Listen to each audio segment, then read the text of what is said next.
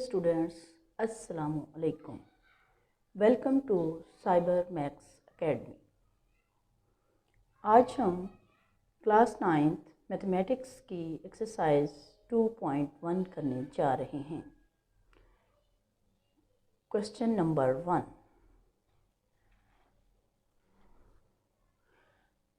Identify rational and irrational numbers. Question number 1 में हमने rational और इर्रेशनल नंबर्स की पहचान करना है।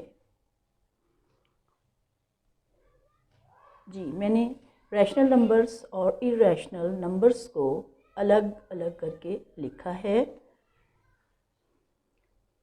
1/6। अब 1/6 जो है वो रैशनल नंबर है। कैसे? रैशनल नंबर की पहचान ये है कि इनको हम बटे की शक्ल में लिख सकते हैं। उसके अलावा अगर हम इसको डेसिमल फॉर्म में लिखते हैं तो फिर क्या है इसकी पहचान? 0.1666 इसके डेसिमल पार्ट में एक हिस्सा बार बार रिपीट हो रहा है। हम 1 को जब डिवाइड करते हैं 6 से तो हमारे पास ये आंसर आता है और आगे जो है नॉन टर्मिनेटिंग आंसर आता है और एक नंबर बार बार रिपीट हो रहा है, तो ऐसा नंबर रैशनल नंबर होता है। इसी तरह से 15/2 इसको भी हमने बटे की फॉर्म में देखा कि लिखा हुआ है, तो हम इसको भी रैशनल नंबर कहेंगे। अगर हम इसको डेसिमल फॉर्म में लिखते हैं तो इसका आंसर होता है 7.5। 7.5 में देखिए कि इसका डेसिमल पार्ट जो है वो टर्मिनेटिंग है। इसमें महदूद हिस्से हैं, या आप कह सकते हैं कि फाइनाइट नंबर ऑफ डिजिट्स, इसलिए हम इसको भी रैशनल नंबर कहेंगे। दोबारा सुनिए कि अगर डेसिमल पार्ट में हिस्सों की तादाद जो है वो काउंट की जा सके तो भी नंबर हमारा रैशनल होता है, और अगर डेसिमल पार्ट में हिस्सों की तादाद जो है वो काउंट ना की जा सके लेकिन एक ख़ास नंबर एक ख़ास तरतीब से ही आता जाए तो उसको क्या कहेंगे हम? Rational number. 7.25 इसमें देखें डेसिमल पार्ट में इशारे के बाद जो हैं 2 डिजिट हैं, तो ये भी टर्मिनेटिंग डेसिमल फ्रैक्शन है। चूँकि इसके डेसिमल पार्ट में हिस्सों की तादाद जो है हम काउंट कर सकते हैं, तो ये भी एक रैशनल नंबर है। अब इर्रेशनल नंबर्स की तरफ आते हैं। √3 is equal to 1.73205080 and so on. इसके डेसिमल पार्ट में देखिए इशारे के बाद हिस्सों की तादाद जो है वो नॉन टर्मिनेटिंग है। अब नॉन टर्मिनेटिंग तो रैशनल में भी था, लेकिन दोनों में फ़र्क क्या है? रैशनल में एक ख़ास नंबर रिपीट हो रहा था, इसमें नंबर्स जो हैं वो रिपीट नहीं होंगे बल्कि डिफरेंट होंगे।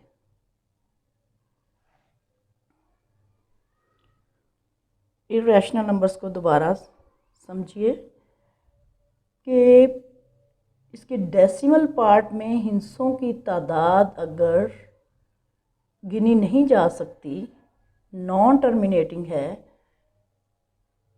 तो हम देखेंगे कि हर डिजिट जो है वो तकरीबन डिफरेंट होगा, कोई एक ख़ास नंबर बार बार रिपीट नहीं हो रहा। सो √3 इज़ एन इरेशनल नंबर। पाई देखिए, पाई इज इक्वल टू 3.141592,654।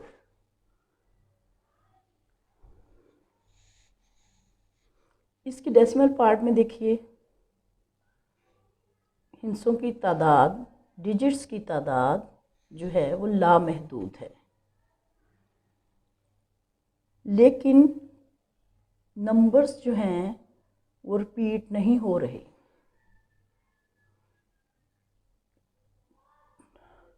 इसी तरह से √29, so pi is an irrational number. √29 इसको देखें, √29 is equal to 5.38516480 and so on. इसमें इसकी डेसिमल पार्ट में भी डिजिट्स की तादाद जो है वो नॉन टर्मिनेटिंग है, गिनी नहीं जा सकती, लेकिन डेसिमल पार्ट में जो नंबर्स आ रहे हैं वो डिफरेंट है। कोई ख़ास एक नंबर या दो नंबर बार बार हमारे पास रिपीट नहीं हो रहे। सो √29 is also an irrational number. Question number 2, convert the following fractions into decimal fractions। Question number 2 का पार्ट 1 देखिए, 17/25, 17/25 इसको हमने डेसिमल फ्रैक्शन में चेंज करना है, अशारिये की शक्ल में इसका आंसर लाना है। 17/25। अब देखें, अगर मैं यहाँ पर 100 ले आती हूँ तो मुझे पॉइंट में लिखने में आसानी हो जाएगी। अब यहाँ पर मुझे जब 100 लाना है तो मुझे 25 को किसी ख़ास नंबर से मल्टीप्लाई करना है जिससे मेरे पास 100 आ जाए।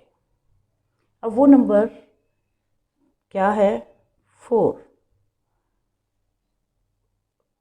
यहाँ हम देखते हैं कि हमने यहाँ पर 4 से ही मल्टीप्लाई किया और 4 से ही डिवाइड किया।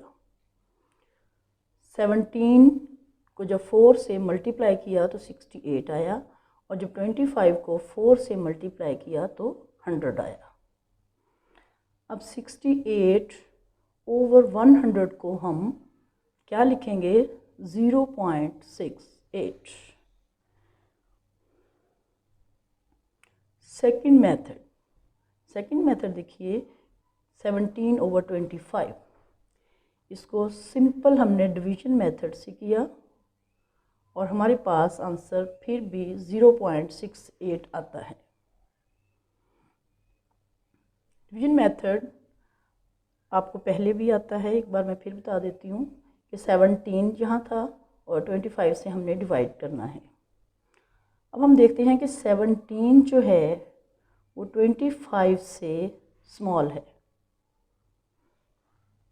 सो हमने क्या किया कि यहाँ पर पॉइंट लगाया और यहाँ पर पॉइंट लगाया और 0 का इजाफा किया यहाँ पर।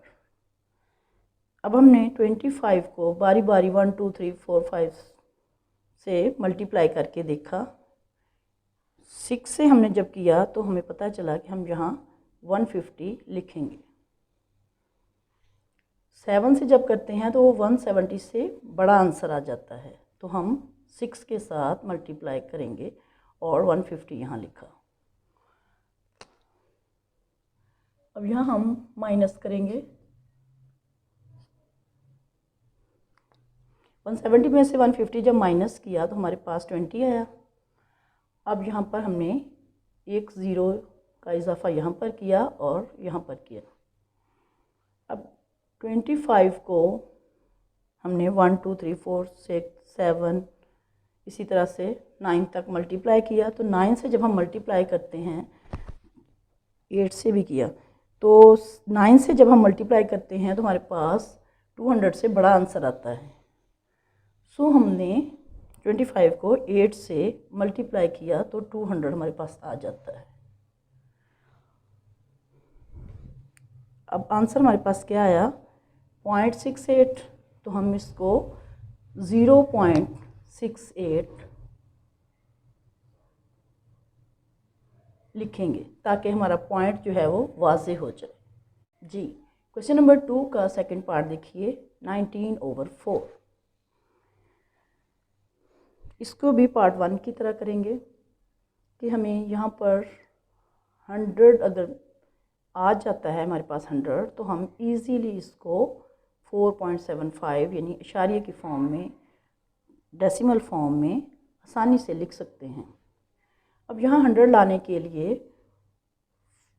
4 जो है उसको हम 25 से मल्टीप्लाई भी करते हैं और 25 से ही डिवाइड भी करते हैं। हमें कैसे पता चला कि हम यहाँ 25 से मल्टीप्लाई करेंगे और डिवाइड करेंगे? क्योंकि हमें 100 लाना है, हमने 100 को 4 से डिवाइड करके देखा, हमारे पास आंसर आया 25। अब उस 25 से हमने मल्टीप्लाई भी किया और डिवाइड भी किया। 19 को जब 25 से मल्टीप्लाई किया तो 475 आया, और जब 4 को 25 से मल्टीप्लाई किया तो 100 आया। 475/100 को हम 4.75 लिख सकते हैं। जी, क्वेश्चन नंबर 2 का थर्ड पार्ट, 57/8। 57/8। अब यहाँ पर अगर मैं 100 लाना चाहती हूँ तो मुझे किसी एक ख़ास नंबर से डिवाइड करना होगा। वो मैंने 100 को 8 से डिवाइड करके देखा तो मेरे पास 12.5 आया। अब मैं कोशिश करूँगी कि ऐसा मैं डिजिट सेलेक्ट करूँ जो पॉइंट के बगैर हो। अब देखें, 1000 मैं यहाँ अगर ले आती हूँ फिर भी हमारा क्वेश्चन सॉल्व हो जाएगा। तो मैंने 1000 को 8 से डिवाइड करके देखा, मेरे पास 125 आंसर आया। अब मैं ये 1000 जो है इसको लाने के लिए 57 को भी 125 से मल्टीप्लाई करूँगी और 8 को भी 125 से मल्टीप्लाई करूँगी। 57 को जब 125 से मल्टीप्लाई किया तो 7125 आया, और 8 को जब 125 से मल्टीप्लाई किया तो 1000 आया। अब हम इसको इजीली डेसिमल फ्रैक्शन में लिख सकते हैं, 7.125। फोर्थ पार्ट देखिए, 205/18। इसको भी हम इस मेथड से सॉल्व करेंगे। इस मेथड से भी कर सकते हैं और सिंपल डिवीज़न से भी कर सकते हैं। जौन सा मेथड आपको अच्छा लगे आप उससे कर लीजिए। अब यहाँ पर देखिए, 18 से जब हमने 205 को डिवाइड किया है तो हमारे पास आंसर आया 11.38888, और इसको राउंड ऑफ करने के बाद हमने यहाँ पर 9 लिख दिया। हमने राउंड ऑफ करते हुए देखा कि 8 जो है वो 5 से बड़ा है, तो हमने नेक्स्ट जो नंबर इस साइड पे है उसमें एक नंबर का इजाफा कर दिया। Hence 11.3889 is the required answer. Question number 2 का 5th पार्ट देखिए।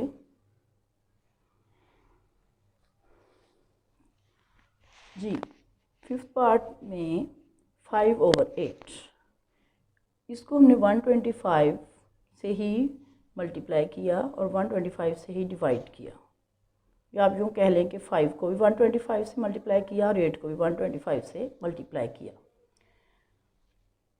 क्योंकि हम यहाँ पर 1000 लाना चाहते हैं।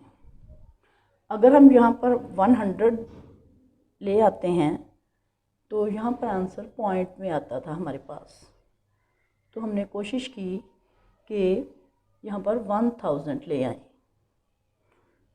अब 1000 यहाँ लाने के लिए हम 8 को किस नंबर से मल्टीप्लाई करेंगे, वो हमें कैसे पता चला। हमने 1000 को 8 से डिवाइड किया और 125 आंसर आया। सो हमने 5 को भी 125 से मल्टीप्लाई किया और 8 को भी 125 से मल्टीप्लाई किया। उसके बाद हमारे पास आता है 625/1000, जिसको हम इजीली 0.625 डेसिमल फ्रैक्शन में लिख सकते हैं। 6th पार्ट देखिए 25/38, इसको भी हमने सिंपल डिवीजन से सॉल्व किया। अगर आप इस मेथड से करना चाहें तो भी कर सकते हैं। अब देखिए 25/38 इज इक्वल टू 0.657894। इसको राउंड ऑफ करने के बाद हमने क्या लिखा, 0.65789। एंड वाला डिजिट हमारे पास जो इधर है, आगे ये सिलसिला चलता ही जाता है, अभी इसकी डिवीज़न जो है वो ख़त्म नहीं हुई। तो हमने क्या किया कि राउंड ऑफ करके यहाँ तक लिख दिया। क्योंकि ये 4 नंबर जो है वो 5 से छोटा है, इसलिए हमने 9 में एक नंबर का इजाफा नहीं किया। तो राउंड ऑफ करने के बाद हमने इसको 0.65789 लिख दिया। ये हमारे अभी सिलसिला आगे चलता ही जाता है, ख़त्म नहीं हुआ। क्वेश्चन नंबर 3 देखिए, which of the statements are true and which are false. 2/3 is an irrational number. ये स्टेटमेंट फॉल्स है। कैसे कि 2/3 हम इसको P/Q यानी बटे की फॉर्म में लिख सकते हैं, बल्कि ये लिखा ही हुआ है बटे की फॉर्म में। तो बटे की फॉर्म में जो हमारे पास नंबर होता है वो रैशनल नंबर होता है। अगर हम 2/3 को 0.6666 इस फॉर्म में, डेसिमल फॉर्म में ले आते हैं, तो फिर भी हम नोट कर सकते हैं कि इसके डेसिमल पार्ट जो है उसमें वो नॉन टर्मिनेटिंग है, लेकिन एक ख़ास नंबर जो है वो रिपीट हो रहा है।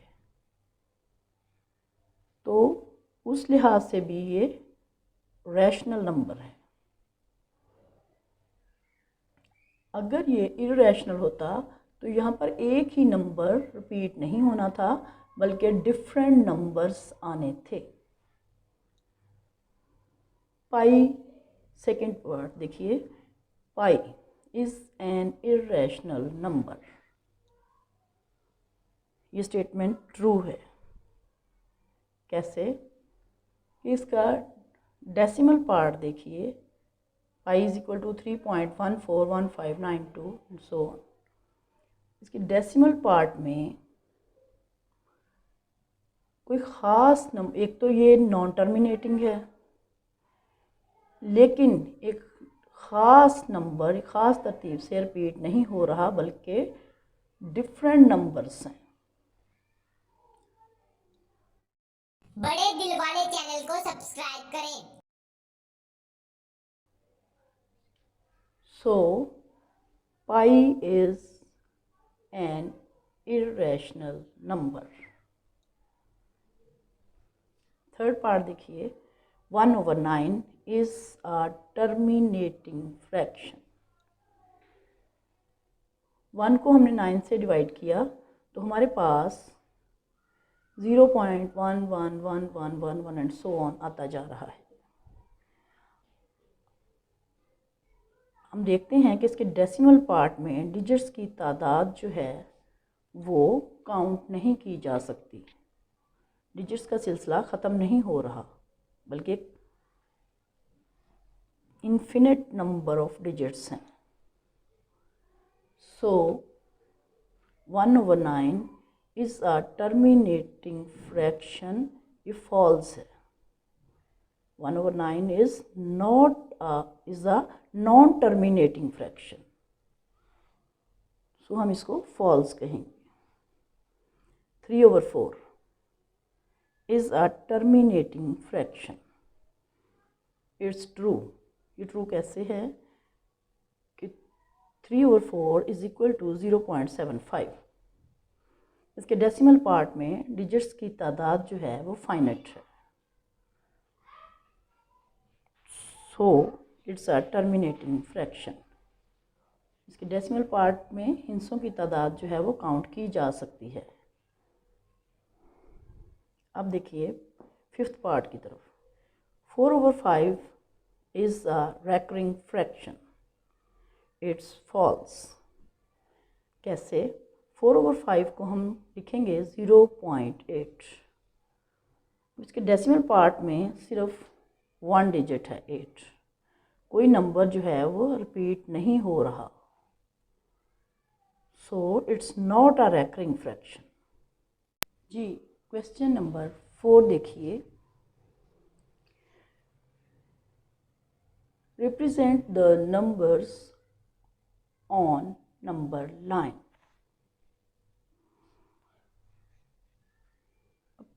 पार्ट 1 देखिए, इसमें हमें 2/3 जो है उसको नंबर लाइन पर शो करना है। अब नंबर लाइन आप जानते हैं कि इसमें सेंटर में 0 हम लिखते हैं, इस साइड पर प्लस वाले डिजिट्स पॉजिटिव नंबर्स और इस साइड पर नेगेटिव नंबर्स आएंगे। अब 2/3 हम देखते हैं कि अगर यहाँ पर हमारे पास कुछ ना हो तो हम यूँ कह सकते हैं कि यहाँ पर 0 है, तो ये नंबर जो है वो 0 से आगे 0 और 1 के दरमियान ड्रॉ होगा। इसके लिए हमने क्या किया कि 0 और 1 के दरमियान यहाँ से देखा कि 3 हिस्से हमने करने हैं, 3 बराबर पार्ट्स में इसको डिवाइड किया 0 और 1 के दरमियान वाले एरिए को। अब 2/3 शो करना है तो हम उसमें से 2 पार्ट्स जो हैं वो सिलेक्ट कर लेंगे और यहाँ पर हमारा 2/3 शो होगा। चूँकि नंबर ये पॉजिटिव है 2/3, तो हम ये इस पॉजिटिव पार्ट की तरफ काम करेंगे। अगर ये नंबर नेगेटिव होता तो हमने इस साइड पर काम करना था। अब देखें सेकंड पार्ट में हमने -4/5 को नंबर लाइन पर रिप्रेजेंट करना है।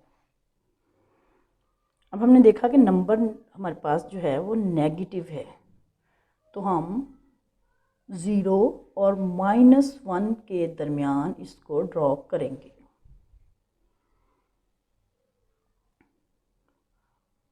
देखिए हमने 0 और -1 के दरमियान यहाँ से हमें पता चला कि 5 पार्ट्स करने हैं। हमने 5 पार्ट्स किए, उसके बाद जो फोर्थ आपका है पॉइंट 1 2 3 4, तो ये पॉइंट जो है ये -4/5 होगा।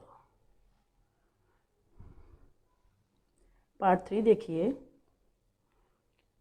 1 होल एंड 3/4। अब 1 हमारे पास 0 से 1 ये होगा। उसके बाद 3/4 को हम 1 और 2 के दरमियान शो करेंगे। अब 3/4 को शो करने के लिए हमने 1 और 2 के दरमियान 4 पार्ट्स किए, 4 इक्वल पार्ट्स। और जो थर्ड पॉइंट है 0 से 1 तक ये पूरा 1, उसके बाद यहाँ से यहाँ तक 3/4।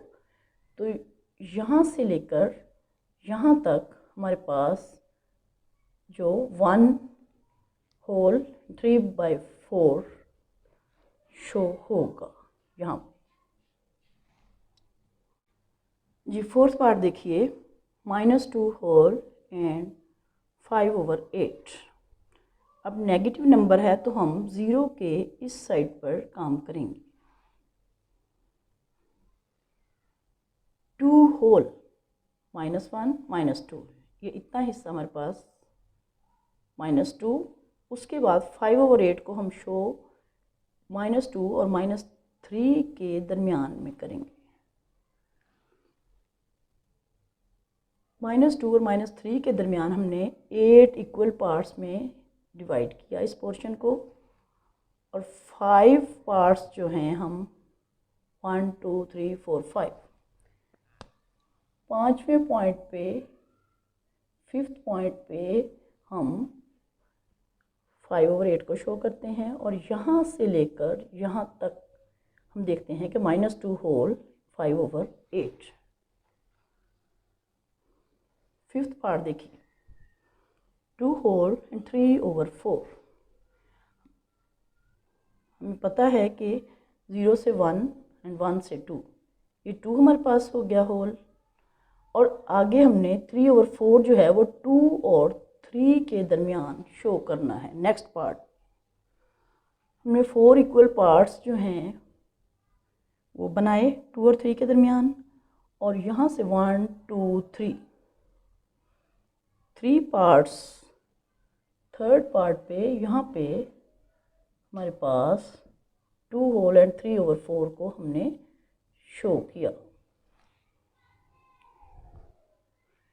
6th पार्ट देखिए, 6th पार्ट में √5 दिया गया है। इसको हमने नंबर लाइन पर शो करना है। √5 को अगर हम कैलकुलेटर से देखते हैं तो हमारे पास वैल्यू आती है 2.24। और अगर हम 0.24 इसको देखिए कि 2 तो हम होल ये वाला कर लेंगे 1 और फिर 2। आगे 0.24 हमने कैसे सिलेक्ट करना है? हम 0.24 को 100 से डिवाइड करेंगे। 100 से जब हमने डिवाइड किया तो हमारे पास 6/25 आया। यानी कि हम 2 और 3 के दरमियान 25 पार्ट्स बनाएंगे, और उसमें से 6 जो हैं वो पार्ट सेलेक्ट कर लेंगे। तो यहाँ से यहाँ तक हमने 25 पार्ट्स बनाए हैं, और उसमें से 6 पार्ट्स हमने सेलेक्ट कर लिए हैं। 0 से 1, 1 से 2, ये 2 होल शो हुआ। और नेक्स्ट पार्ट के हमने 25 पार्ट्स बनाए, उसमें से 6th नंबर पे हमने यहाँ पर हमने 2.24 को शो किया। क्वेश्चन नंबर 5 देखिए, give a rational number between 3/4 and 5/9। हमें 3/4 और 5/9 के दरमियान कोई रैशनल नंबर बताना है। We know that arithmetic mean of two rational numbers will also be a rational number. हम क्या करेंगे, इन दोनों नंबर्स का मीन लेंगे, अर्थमेटिक मीन लेंगे, या उर्दू में कह लें कि औसत लेंगे। दोनों नंबर्स को प्लस किया और 2 पर डिवाइड किया। 4 और 9 का एलसीएम 36। उसके बाद हमारे पास 27 प्लस 20 ओवर 36 ओवर ये वाला 2 आएगा। यहाँ से देखें, प्लस करने से 47 ओवर 36 ओवर 2 है, और यहाँ पर हम 47 ओवर 36 इंटू 1/2 लिखेंगे, इज इक्वल टू 47 ओवर 72। 36 को जब 2 से मल्टीप्लाई किया तो 72 आया। 47 over 72 is a rational number between 3 over 4 and 5 over 9. बड़े दिल वाले चैनल को सब्सक्राइब करें। क्वेश्चन नंबर 6 देखिए। Express the following recurring decimals as the rational number p over q। ये नंबर्स हमें दिए गए हैं, हमने इनको p over q की फॉर्म में लिखना है। Let x is equal to 0.5 bar. ये जो बार लगा हुआ है इसका मतलब है कि ये नंबर बार बार हमारे पास आ रहा है, रिपीट हो रहा है। Let x is equal to 0.5555। हम देखते हैं कि एक नंबर बार बार रिपीट हो रहा है, तो हम दोनों साइड्स को 10 से मल्टीप्लाई करेंगे। We have only one digit, that's 5, repeating indefinitely, so we multiply both sides of 1 by 10। 10 से मल्टीप्लाई करने के बाद हम देखते हैं कि हमारे पास क्या आता है। 10x is equal to 5.555 and so on. हमारे पास इक्वेशन 1 थी और ये इक्वेशन 2 है, तो इक्वेशन 2 को जब हमने इक्वेशन 1 में से माइनस किया तो हमारे पास क्या आता है। 9x is equal to 5, then x is equal to 5 over 9। 9 यहाँ पर मल्टीप्लाई हो रहा था, तो जब दूसरी साइड पर गया तो ये 5 को डिवाइड करेगा। Hence 0.5 bar is equal to 5 over 9, which is the required rational number। Question number 6 का सेकंड पार्ट देखिए। 0.13 bar. Let x is equal to 0.13 bar, जिसको हम कैसे लिखेंगे कि जो बार के नीचे 13 है उसको रिपीट करते जाएंगे और हमारे पास 0.13 13 13 एंड सो ऑन आ जाएगा। अब यहाँ पर हम देखते हैं कि 2 डिजिट्स हैं जो रिपीट हो रहे हैं, तो हम इस इक्वेशन की दोनों साइड्स को 100 से मल्टीप्लाई करेंगे। Since 2-digit block 13 is repeating itself indefinitely, so we multiply both sides by 100। जब दोनों साइड्स को हमने 100 से मल्टीप्लाई किया तो हमारे पास 100x is equal to 13.131313 and so on आया। उसको हमने इक्वेशन 2 का नाम दिया। Now 1 minus 2 is equal to 100x minus x is equal to 13.131313 and so on minus 0.131313 and so on। जी, माइनस करने के बाद हमारे पास जो रिज़ल्ट आता है वो है 99x equal to 13। So x is equal to 13 over 99। Hence 0.213